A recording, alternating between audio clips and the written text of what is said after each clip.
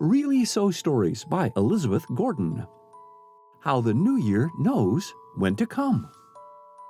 The boy named Billy had begged to be allowed to stay up to greet the new year. He had something he wanted to ask him if he could only see him, but he presently got so sleepy that his eyes wouldn't stay open, and so off he went to bed and to sleep.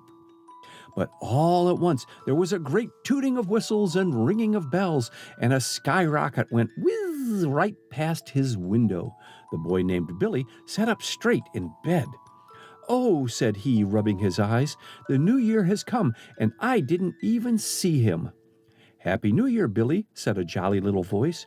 The boy named Billy rubbed his eyes to make sure. Yes, he really did believe that there was a roly-poly little person sitting on the edge of the clock shelf, swinging his bare pink feet and smiling happily. "Why," gasped Billy, "who are you?" "Whom did you expect?" asked the little fellow. "I'm Father Time's youngest year, to be sure. Haven't got my license or my number yet. I'm waiting until this racket stops. Were you looking for me for any special reason?" "What I want to know," said the boy named Billy, "is how does the world know where one year ends and a new one begins?"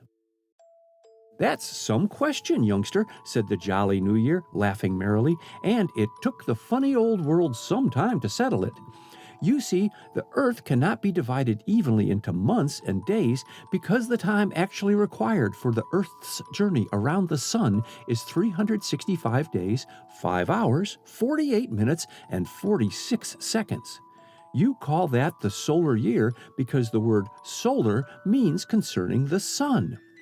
The old Romans tried to have the new year come on March 1st, but they had no real system and were always in trouble. So Julius Caesar, the king, told the world that it was most important to have a calendar that could be depended upon to take care of all the time, because there wasn't any too much anyhow. So, with the help of some very wise men, he took the 12 new moons of the year and built a calendar around them. This was called the Julian calendar, and every fourth year figured this way was made a leap year and was given an extra day, making it 366 days long. But putting in a whole day every 4 years was too much, and after this calendar had been used over 1,500 years, it was found that the calendar year was about 10 days behind the solar year, which wouldn't do at all.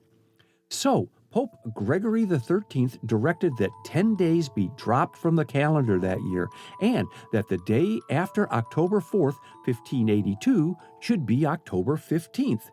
Then he arranged the calendar so the new year would begin January 1st, and the calendar year and the solar year kept together.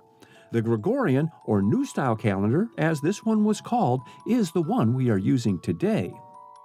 New Year's Day has been celebrated in various ways since the dawn of civilization, and if today we could travel around the world on a magic carpet, what a wonderfully interesting sight we would see. If you were in China, you might think the Chinese saved their holidays to celebrate all at once. They close their shops for several days while they make merry with feasts and fireworks and general exchange of gifts and good wishes. In preparation, every debt must be paid, every house swept and cleaned, and each person furnished with holiday clothes and a supply of preserved fruits, candies, and ornamental packages of tea to give to his acquaintances. In some European nations, especially France and Scotland, New Year's Day is a more important holiday than Christmas.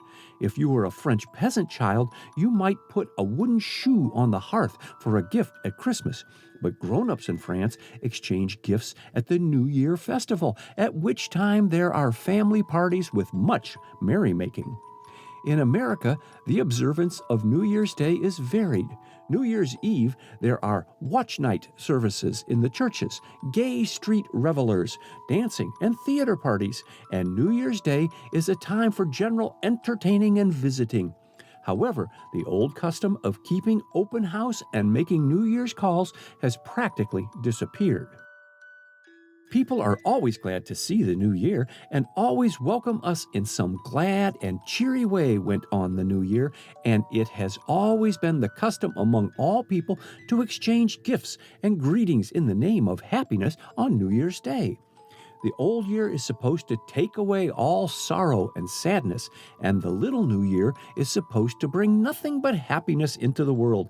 So it depends upon each person to see that he gets his share of the happiness. How? Asked the boy named Billy. Easily, answered the little new year, by living straight, playing fair, being kind and honest, and helping those not so fortunate as you are. That's all there is to it, little friend, and there goes the last whistle, and now for 365 days of real living. Happy New Year, Billy! Now I wonder, murmured Billy sleepily, if that was really so, or did I dream it? I'm going to read up on that calendar thing the very first thing I do, and I'm going to play I saw the new year anyway, and I'm going to try to do just as I think he would want me to do, because I want my share in making this year a very, very happy one. End of section 2.